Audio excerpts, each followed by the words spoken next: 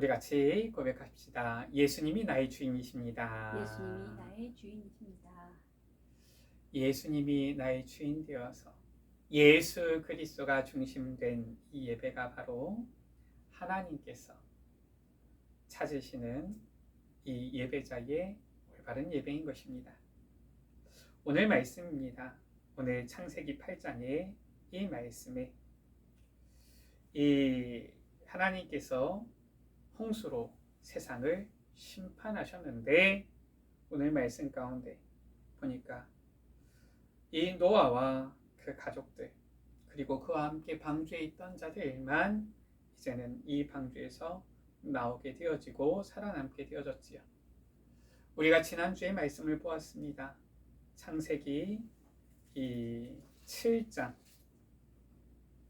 23절에 보니까 오직 방주에 있던 자들만 남았더라 말씀하고 있습니다.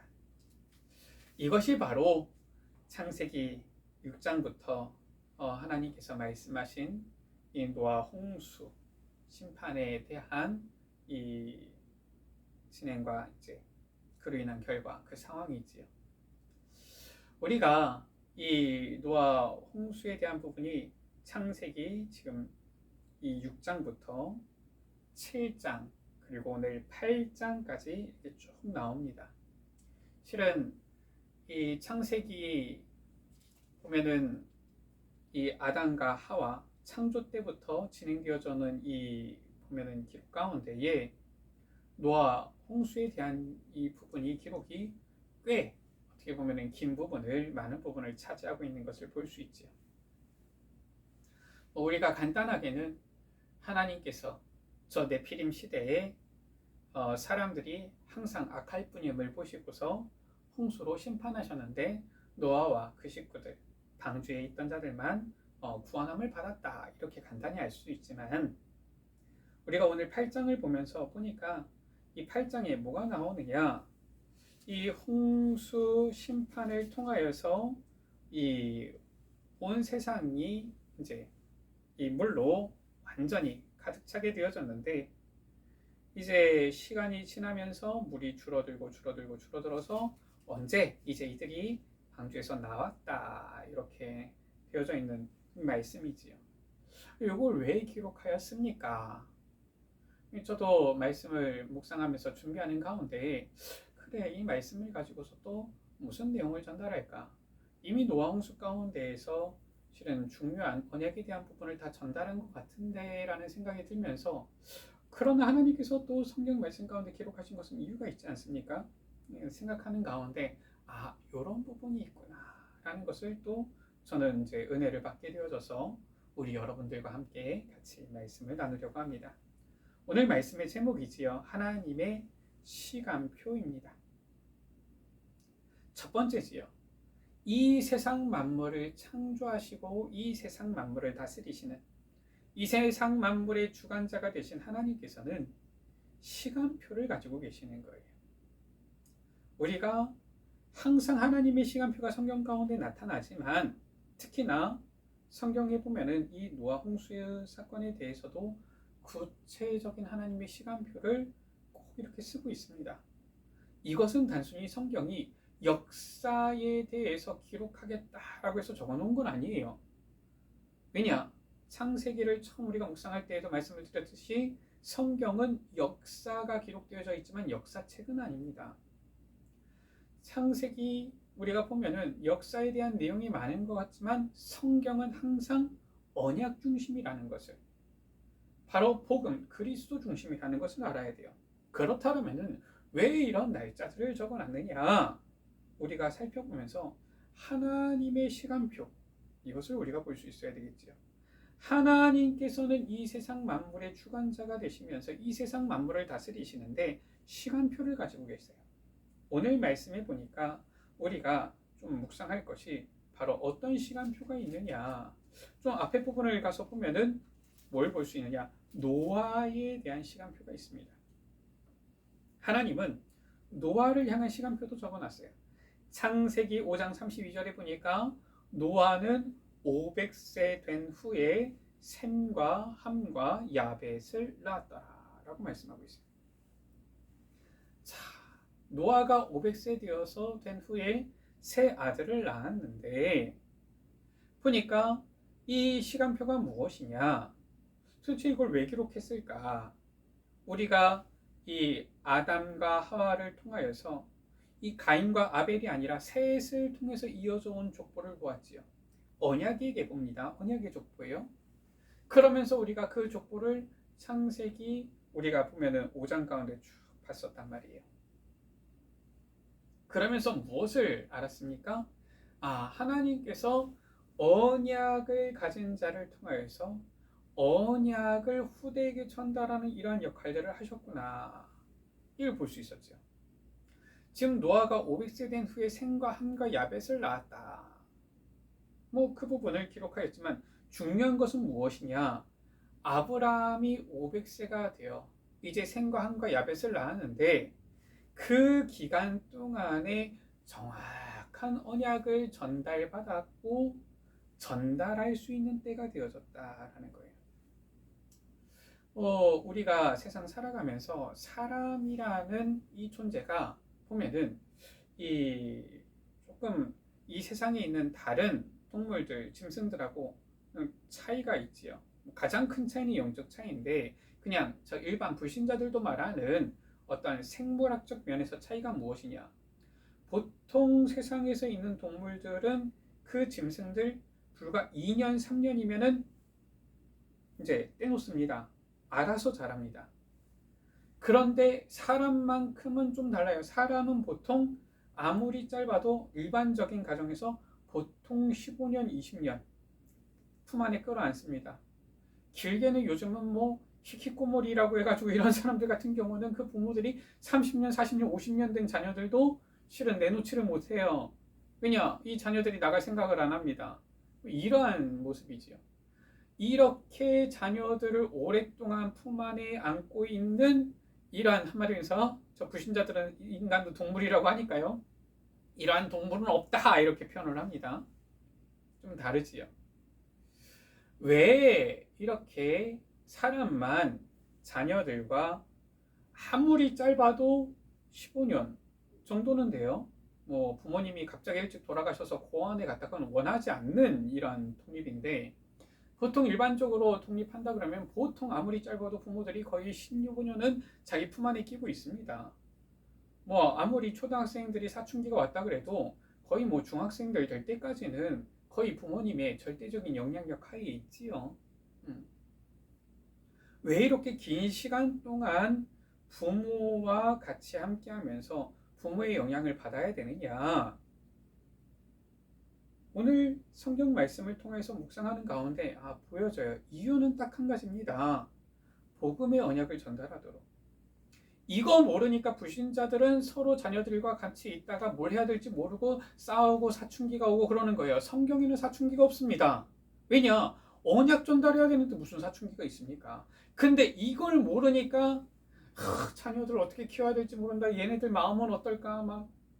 부모가 모르니까 자녀들은 언약을 전달받아야 되는데 언약 전달 못 받으니까 어떻습니까? 결국은 창세기 3장 이후에 모든 인간, 죄 가운데 있는 인간인데 오늘 말씀에도 8장에도 나오잖아요. 사람이 어려서부터 악함이라 라고 했어요. 그러니까 어쩔 수 없어요. 사춘기가 나오는 겁니다. 참 이 부분에 대해서 저는 앞으로도 계속 목회하면서 또 우리 교회 교육 가운데에서 이 부분은 제대로 어떻게 보면은 결론을 내리고 싶어요. 성경에는 사춘기가 없다.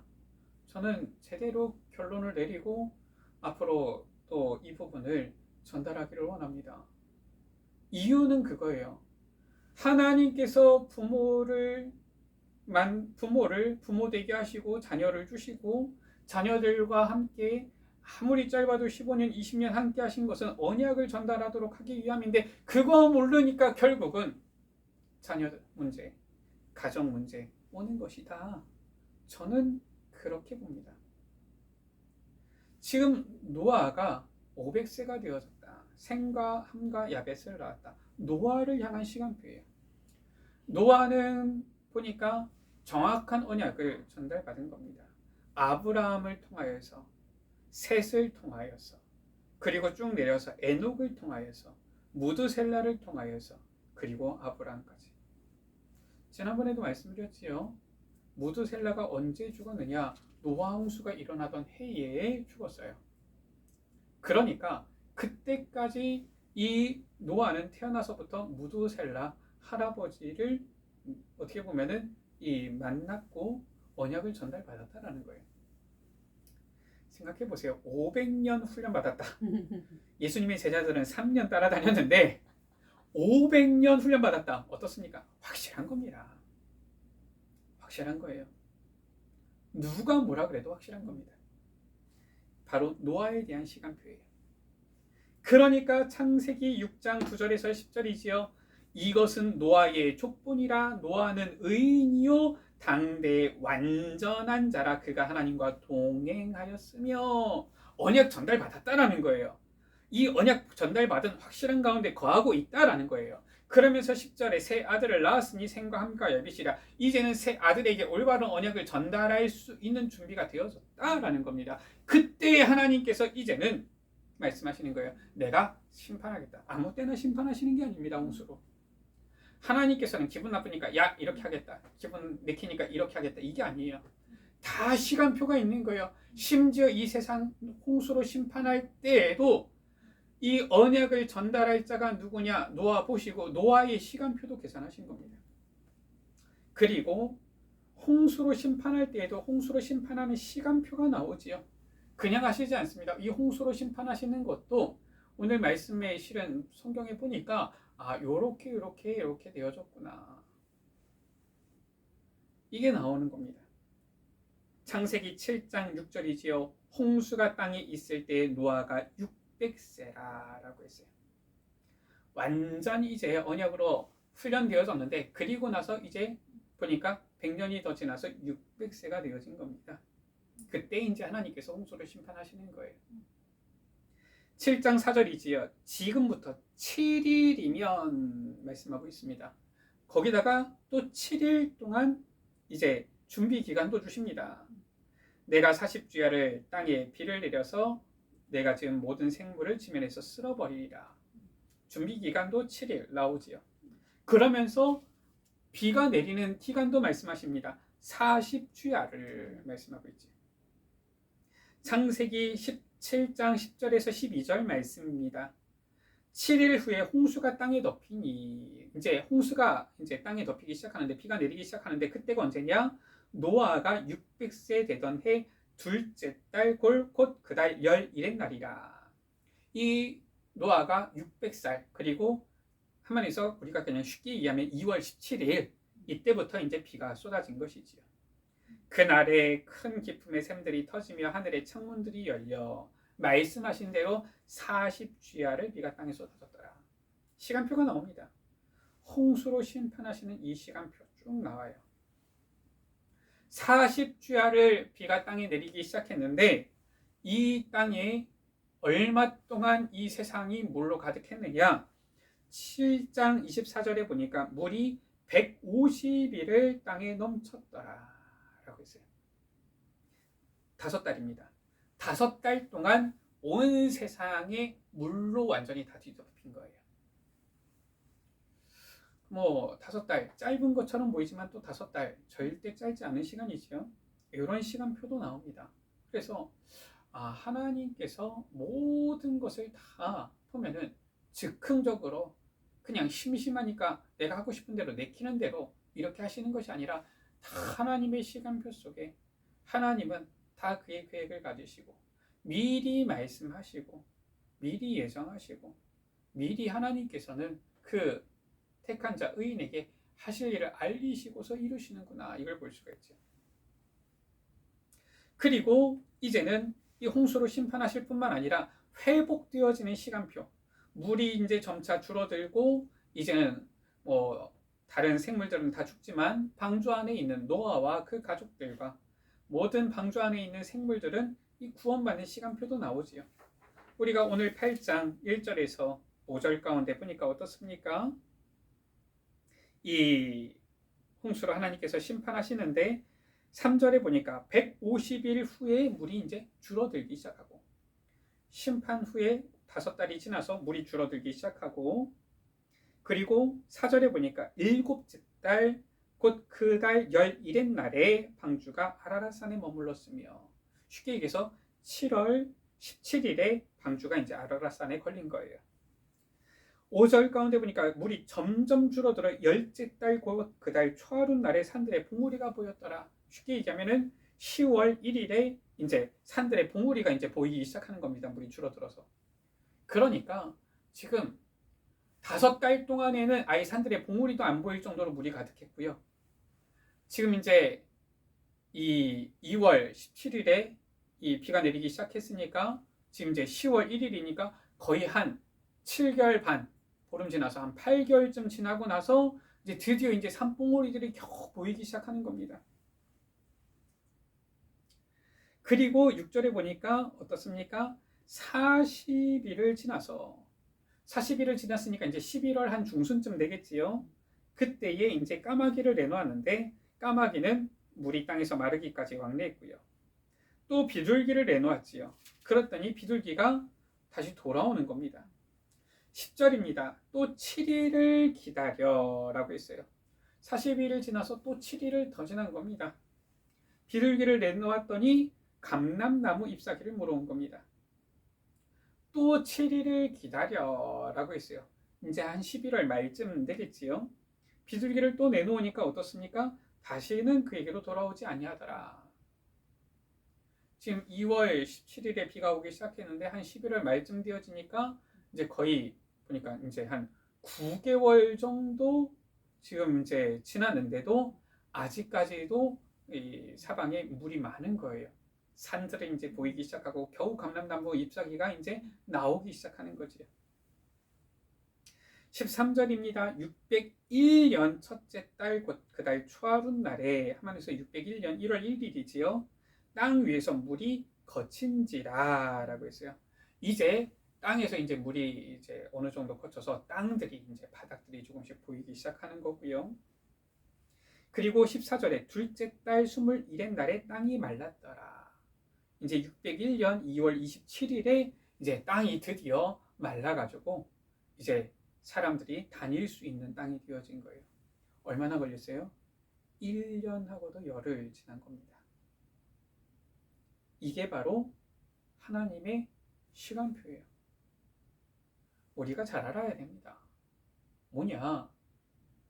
하나님께서 심판하실 때에 뭐 잠깐 아프네 끝이 아닙니다. 보니까 40주야를 150일을 물에 넘치고요. 회복하는데도 구원받았으니까 이제 끝 맞지요. 구원받았으면은 우리의 모든 과거 죄 문제 다 끝난 것입니다. 그리스도 안에서. 그러니까 이제 끝 마음대로 아닙니다. 회복에도 시간이 걸려요. 내가 예수 믿는데 왜 아직까지 나는 힘듭니까? 아니 우리가 보면은 병원에서도 수술 받고 나서 바로 그 다음날 뛰어다닙니까? 아니잖아요. 회복의 시간이 필요한 거예요. 그것을 우리가 신학적으로 뭐라고 하느냐? 성화의 과정이다 표현하는 겁니다. 우리가 예수 그리스도를 믿고 구원받았지만 이미 끝났지만 우리는 어떻습니까? 과거의 죄성 이런 부분이 있는 거예요. 그래서 우리가 자꾸 그리스도가 주인 되시고 그리스도 중심 되지 않으면은 자꾸 옛 체질 이런 부분들로 막 돌아가려고 하는 모습들이 있는 겁니다. 그래서 우리가 날마다 점점 계속 그리스도 앞으로 그리스도 닮아가면서 그리스도를 주인으로 모시고 늘 그리스도가 나의 항상 삶의 중심이 되도록 계속 나아가야 되는 거예요. 회복의 시간도 필요하다니까요. 그래서 총 얼마나 걸렸느냐? 홍수 심판으로 비가 내리고 나서부터 1년 11일 지났어요. 어마어마한 시간이면서 뭐 어떻게 보면 짧을 수도 있지만 짧지 않은 시간이 되기도 하죠. 이런 시간표가 나오는 겁니다. 그래서 우리가 무엇을 알아야 되느냐? 하나님의 시간표가 있구나. 이걸 알아야 되는 겁니다. 두 번째입니다. 그러면은 하나님의 시간표 중에서 어떤 시간표를 알아야 됩니까? 물론 우리가 모든 부분에 대해서 하나님의 시간표를 다 알면 좋겠는데 우리가 반드시 알아야 되는 시간표 두 가지를 말씀드리겠습니다. 두 번째에서는 첫 번째가 바로 무엇이냐? 하나님은 그의 자녀된 우리, 우리 개개인 한 명 한 명 우리 자신에 대한 시간표 가지고 계신다라는 거예요.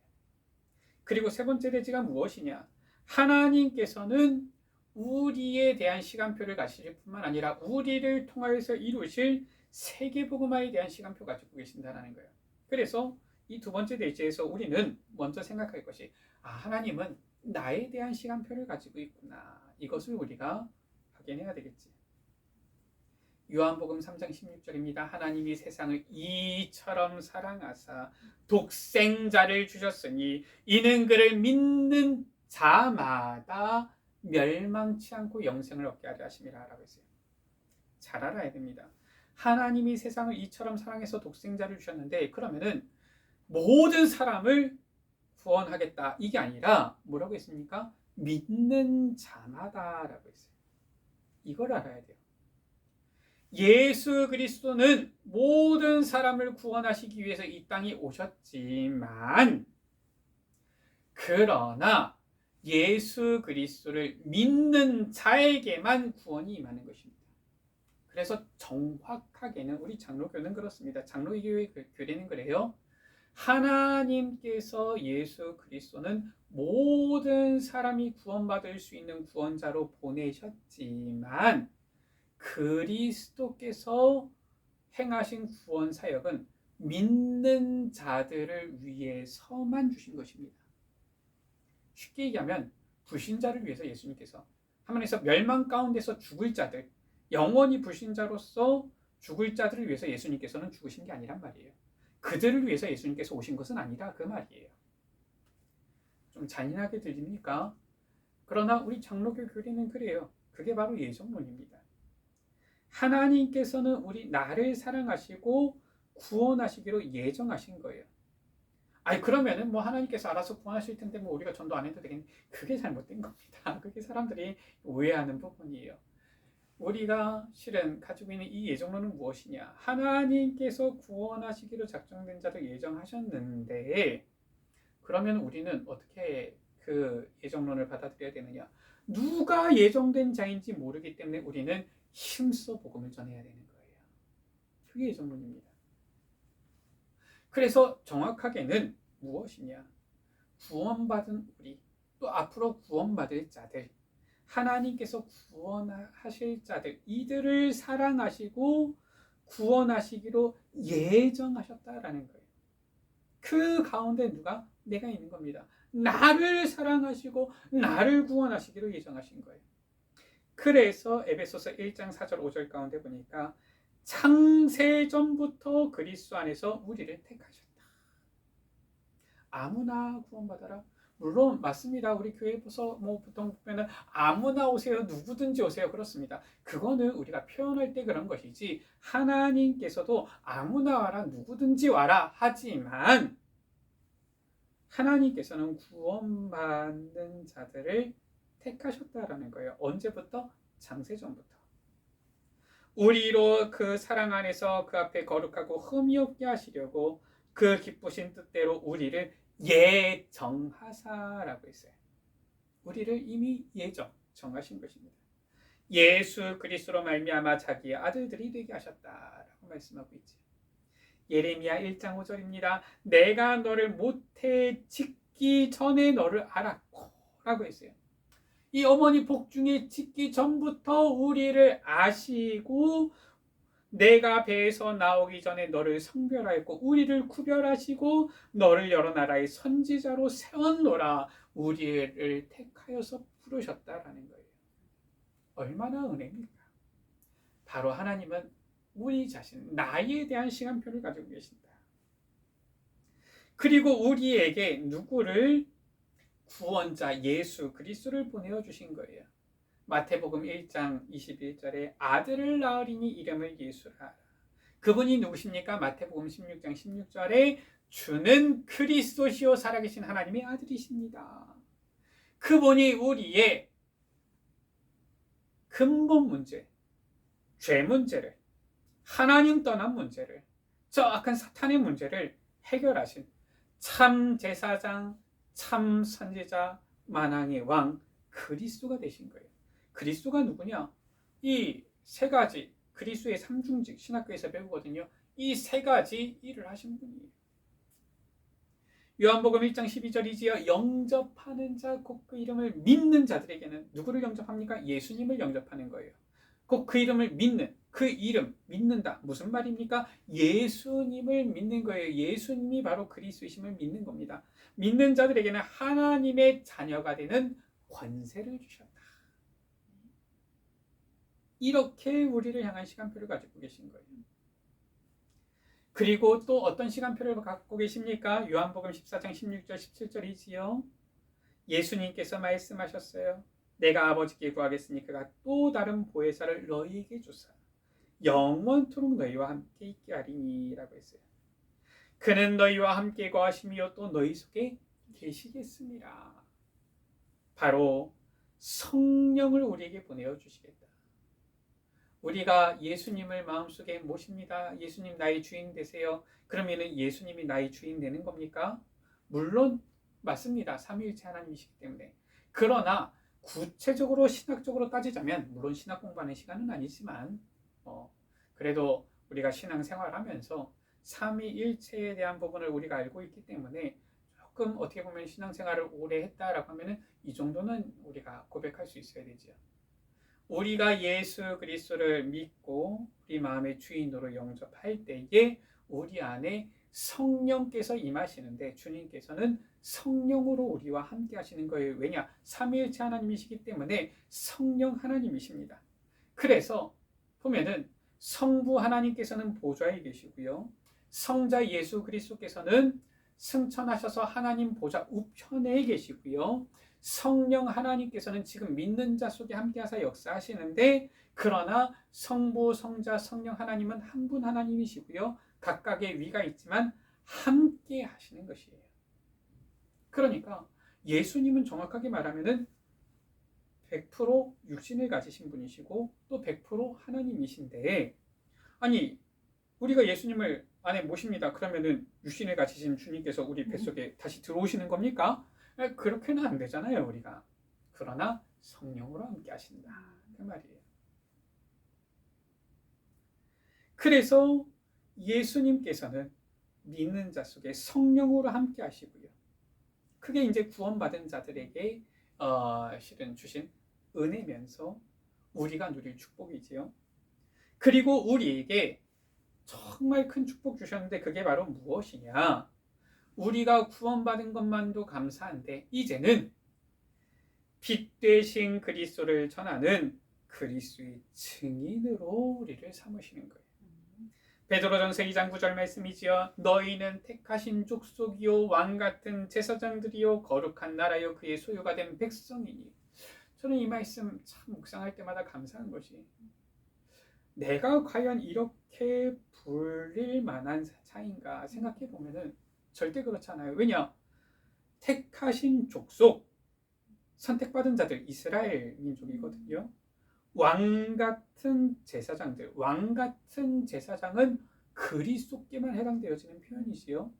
왜냐? 왕이면 왕이고 제사장이면 제사장이지 왕같은 제사장, 한마디에서 삼중직을 감당하신 분은 그리스도밖에 없거든요.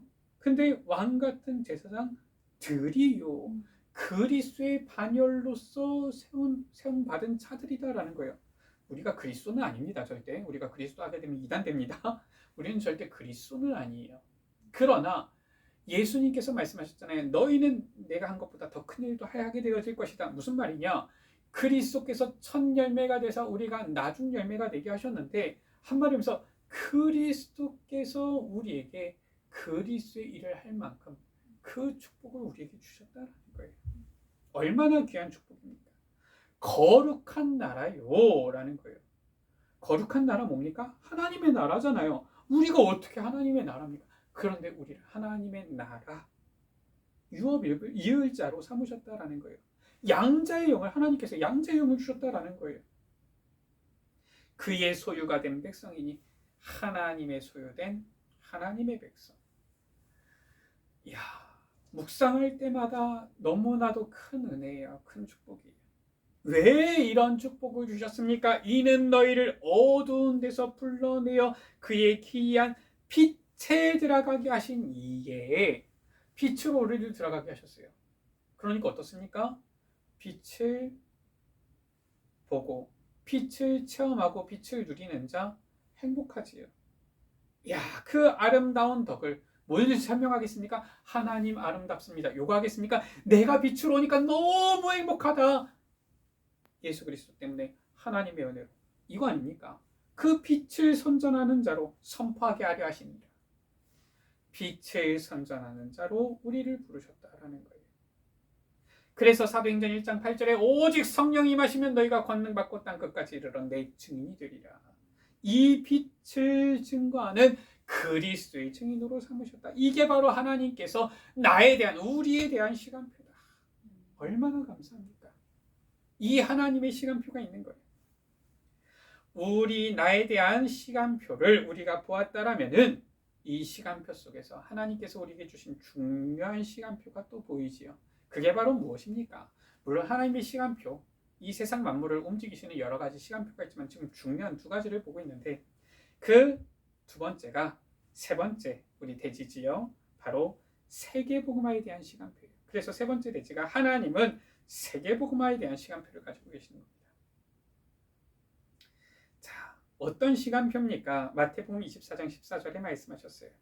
이 천국복음이 모든 민족에게 증언되기 위하여 온 세상에 전파되리니 라고 했어요. 이것은 당연성, 필연성을 말하는 겁니다. 무슨 말이냐? 이 천국복음이 모든 민족에게 증언되기 위하여, 증언될 수밖에 없다라는 거예요. 그래서 온 세상에 전파되리니, 모든 민족에게 증언되려면 온 세상에 전파가 되어야 된다라는 거예요. 그제야 끝이 오리라 말씀하셨어요. 예수님께서는 천국복음이 모든 민족에게 반드시 전파되어질 것이다 이렇게 말씀하신 겁니다. 자, 우리가 예수님의 말씀이 우리에게 주셨는데, 예수님의 말씀을 주셨는데 우리가 예수님의 이 말씀을 믿어야 되겠습니까? 안 믿어야 되겠습니까? 이 예수님 말씀을 붙잡아야 되겠습니까? 안 붙잡아야 되겠습니까? 사람의 말이라고 하면은 저는 그래요. 참고만 해라 합니다.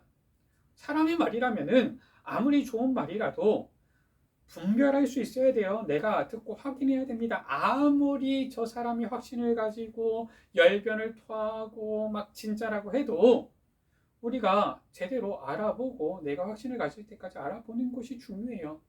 그런데 하나님의 말씀, 주님의 말씀이라면은 그런 거 필요 없습니다. 그냥 믿으시면 되는 거예요. 왜냐? 하나님의 말씀은 1.1획도 변함이 없고 다 성취되어지기 때문에. 이 예언의 말씀을 읽는 자, 듣는 자, 그 가운데 기록된 것을 지키는 자가 복이 있기 때문에 반드시 이 천국 복음은 모든 민족에게 전파됩니다. 예수님께서 그렇게 말씀하셨어요. 제 말이 아니에요. 성경을 보세요.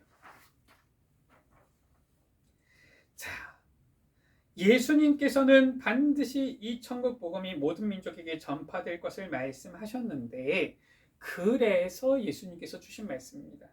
마태복음 28장 18절에서 20절이지요. 뭐라고 말씀하셨습니까? 하늘과 땅의 모든 권세 내게 주셨다. 그러므로 너희는 가서 모든 족속으로 제자를 삼으라.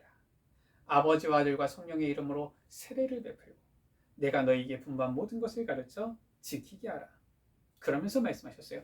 볼지어다 내가 세상 끝날까지 너희와 항상 함께 있으리라. 예수님께서 세계복음화의 사명, 우리가 보통 지상명령이라고 하죠. 영어로는 The Great Commission이라고 합니다. 왜 더를 붙이느냐? The Great Commission은 하면서 정해진 명사인 거예요. 그래서 이것은 The Great Commission 하면 다른 번역되지 않습니다. 예수님께서 주신 지상 명령만을 The Great Commission이라고 하는 거예요. 어가 아닙니다. 예수님께서 이 세계복음화의 사명을 주셨어요. 마가복음 16장 15절에서 20절이지요. 15절 가운데 보니까 또 이르시되 너희는 온 천하에 다니며 만민에게 복음을 전파하라. 누구에게 주셨습니까? 제자들에게 주신 겁니다. 아직도 의심하는 자들이 있더라. 마태복음 28장 16절에 나와 있죠. 그런데 의심하고 있어도 제자들에게 주신 겁니다. 저는 믿습니다. 이 말씀은 예수님께서 제자들에게 주신 말씀이지만 2000년이 지났지만 오늘 우리에게도 주신 말씀이다. 저는 그렇게 믿습니다. 어떤 신학교 교수님은 그래요. 이 말씀은 예수님이 그 제자들에게 주신 말씀이고 끝난 거 아니냐 이렇게 얘기하시더라고요. 물론 그분은 신학자입니다. 신학 교수님이에요. 저보다 공부를 훨씬 많이 하셨고요. 저보다 학위가 더 박사학위도 갖고 계시니까 공부도 많이 하신 학위가 있으신 분이십니다. 그러나 저는 그 신학 교수님의 얘기하신 부분이 저는 틀렸다고 생각합니다. 저는 생각이 다르다가 아니라 틀렸다고 생각합니다. 이거는 그냥 제 고백이고 제 신앙이에요.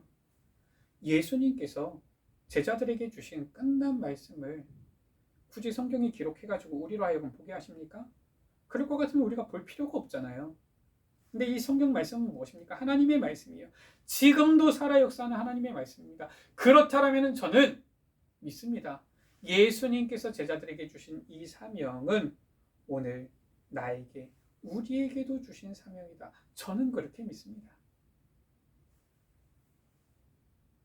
아멘이 안 나오는 거 보니까 저만 그렇게 믿나 본데, 저는 우리 여러분들도 이 사명을 주님께서 우리에게, 우리 개개인에게, 나에게 주시는 사명으로 붙잡게 되시기를 주 이름으로 축복합니다.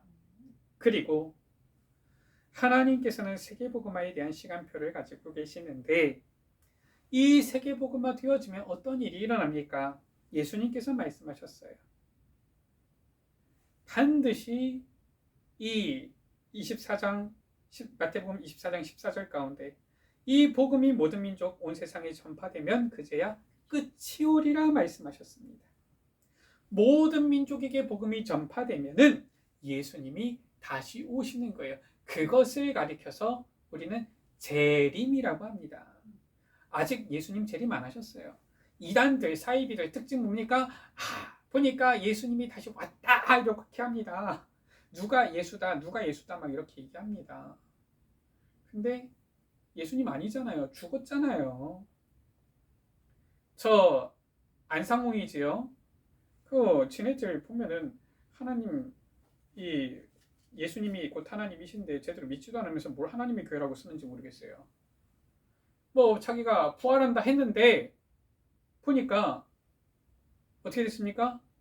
죽었잖아요. 다시 살아날 거다 했는데 어떻게 됐습니까? 보니까 못 살아났잖아요. 썩어가지고 이제는 아마 흙이 됐을 거예요.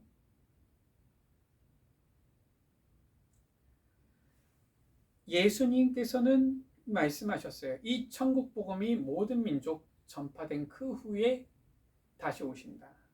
끝이 온다. 라고 말씀하신 겁니다.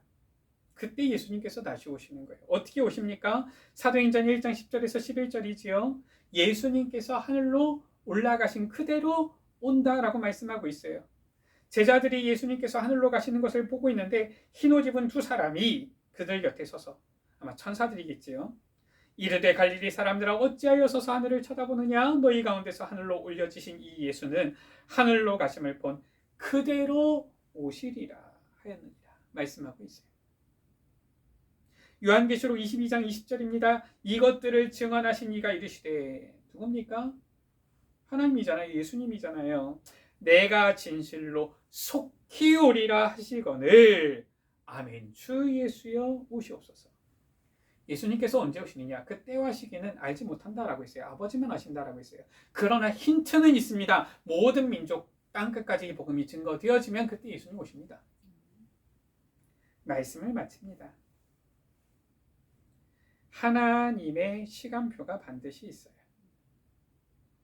그리고 이제 예수 그리스도 믿고 그 안에서 구원받은 하나님의 자녀된 우리 여러분들 개개인, 나에 대한 하나님의 시간표 있습니다. 그리고 세계 복음화에 대한 하나님의 시간표도 있어요. 반드시 주님께서 다시 오시게 되어지면은 주님께서는 재림주로 오시는 주님께서는 심판주가 되셔서 반드시 이 세상을 심판하시지요. 두려워할 것이 없는 것은 우리는 그 심판 때에 우리는 두려워할 것이 아니라 주님께서 주실 상급 받을 것에 기뻐하면 됩니다. 바울은 뭐라고 했느냐? 나를 위하여 면류관이 예비되어졌다라고 했어요. 아니 보니까 어릴 때에 예를 들어서 학교에서 체육대회, 운동회 있지 않습니까? 열심히 달렸어요. 보니까 1등, 2등, 3등 했습니다. 그러면은 상을 주잖아요. 보니까 이 상을 받으러 연단에 올라갈 때도 있지요. 갈 때 상 받으러 올라가는데 두려워가지고 너무 두렵다 이러면서 올라갑니까? 아니에요. 상 받으러 갈 때는 기분이 좋습니다. 신이 나는 거예요. 상이 크든 작든 간에 상 받으러 갈 때는 신이 나는 겁니다. 예수님께서 재림주로 오실 때 우리 앞에 심판주가 되셔서 사실 그때 우리는 그리스도의 증인되어서 이 세계복음화의 사명 감당할 때에 우리를 위해서 하나님께서는 상을, 면류관을 예비하시는 거예요. 그 면류관 상이 무엇이냐? 바울은 고백했잖아요. 너희가 바로 이 하늘의 면류관이 아니냐라고 했어요. 우리가 복음 전에서 우리가 이 예수 그리스도의 복음을 통하여서 구원한 한 사람 한 사람, 우리가 구원하는 건 아니죠. 주님께서 구원하시는데 우리를 통하여서 구원의 역사를 이루시잖아요. 우리를 통하여서 구원받은 그 한 사람 한 사람 한 사람, 그들이 바로 우리의 면류관이 되어지는 거예요. 제가 이 얘기를 이렇게 듣고 정보를 들었는데 보니까 이 아주 이제 좋은 땅들 있으면 땅 파는 사람들이 있더라고요. 이 얘기를 들었는데 보니까 좋은 땅을 사두면은 땅이 이제 좋은 땅이니까 나중에 시간이 지나면 가격이 오르겠죠. 그 땅을 산 사람들도 좋아요. 근데 돈이 많으면은 땅을 살 텐데 돈이 없으면은 땅을 못 사잖아요. 그러면은 땅을 못 사니까 혼자 이렇게 우울해 있냐? 그게 아니더라고요. 내가 지금 당장은 돈이 없는데 정말 좋은 땅이 있어. 근데 저 사람은 돈이 좀 있어. 근데 저 사람이 이 땅을 사면은 반드시 이 땅값이 올라서 저 사람이 도움이 되겠어요. 그러면은 어떻게 얘기를 해주면은 그 사람은 땅을 사서 땅값이 올라가면은 자기 땅값이 올라가니까 좋은 거고. 보니까 이 땅 파는 사람들은 땅을 팔면은 그 판 금액에서 10% 수수료를 받더라고요. 땅이 1,000원, 2,000원이 아니잖아요. 보통 땅 사는 사람들 보니까 몇 천만 원, 몇 억 이렇게 사던데 보니까 1억 땅을 팔았다? 그럼 수수료로 1,000만 원 받는 거예요. 파는 사람도. 그러니까 좋은 땅, 일단은 이제 안 좋은 땅은 안 되겠죠. 그럼 사기가 되는 건데 나쁜 짓이 되는 건데 좋은 땅인데 반드시 오를 땅인데 팔았다? 그럼 산 사람도 좋고 판 사람도 좋고 그래가지고 이 땅 파는 사람들이 그 희망을 가지고 열심히 땅을 팔더라고요. 그렇구나. 그 땅이 내게 되는 게 아니에요. 내게 되는 게 아니고 좋은 땅인데 딴 사람한테 파는데도 거기서 10% 자기한테 수수료가 떨어지니까 그곳으로도 희망을 갖고 소망을 갖고 기쁨을 얻고서 행복을 가지고 열심히 파는데 우리가 한 사람 한 사람 영혼을 구원할 때 그들이 우리의 하늘의 면류관 상급이 되어지는데 우리가 그 기쁨, 그 행복을, 그 희망, 소망을 가져야 되는 게 아니냐 이런 생각이 들더라고요. 우리 여러분들 땅 파는 사람들보다는 더 행복한 전도자들 되시기를 주의 이름으로 축복합니다. 아멘. 반드시 하나님의 시간표가 있어요. 하나님 자녀된 나에 대한 시간표, 그리고 우리를 통한 세계복음화에 대한 시간표 반드시 있습니다. 우리는 하나님의 시간표를 믿고 확신 속에서 인도받아야 되겠습니다. 오늘 말씀을 통하여서 그냥 단순히 땅이 며칠 동안 물에 잠겼고 언제 되니까 보니까 물이 조금씩 말랐고 언제 되니까 나왔구나, 단순히 이게 끝이 아니라 모든 만물 가운데 하나님의 시간표가 있구나. 그 시간표 속에서 우리가 이제는 하나님께서 우리에게 주신 이 복음 안에서 정확한 인도를 우리가 기쁨으로 행복으로 인도 누리면서 받아야 되겠구나. 우리가 이 언약을 붙잡아야 되겠습니다. 이렇게 시간표 가운데 인도받은 노아는 20절에 노아가 여호와께 제단을 쌓고 라고 했어요. 그 시간표가 되어지니까 이제는 노아가 여호와께 제단을 쌓고 이제 세상에서 악한 일을 하는 놈들이 없어요. 이제 오직 노아와 그 식구들만 있는데 여호와께 제단을 쌓은 겁니다. 제가 봤을 때 첫 번째 세계복음화는 이때 이루어진 게 아니냐 이런 생각이 들어요. 제가 봤을 때 이때 뭐 노아와 그 식구들 다 지금 하나님께 제사 예배 드리니까 그 뭐 제단을 쌓고 예배 드리는데 세계복음 아닙니까 이때. 물론 이제 예수님께서 주신 세계복음화의 사명은 신약 시대 이후인데 제가 봤을 때 첫 번째 세계복음화는 이때 되어진 것 같다. 여호와께서 이제 악한 자들이 없어요. 악한 놈이 없어요. 이 노아의 이 제사를 받으시고 향기를 받으시고 이제 그 중심에 말씀하시죠. 내가 다시는 물로 이제는 멸하지 아니하겠다. 이렇게 하시는 겁니다. 우리가 하나님의 시간표를 알고 나에 대한 하나님의 시간표, 세계복음화에 대한 시간표를 알고 늘 감사하면서 행복 누리면서 정말 우리에게 주신 이 귀한 복음, 예수 그리스도의 복음 증거하는 전도자로 살아가는 우리 여러분들 되시기를 주의 이름으로 축복합니다. 기도하십니다. 하나님 감사합니다. 우리를 향한 하나님의 시간표 알게 하시고 나에 대한 시간표, 세계복음화에 대한 시간표 알게 하시니 감사합니다.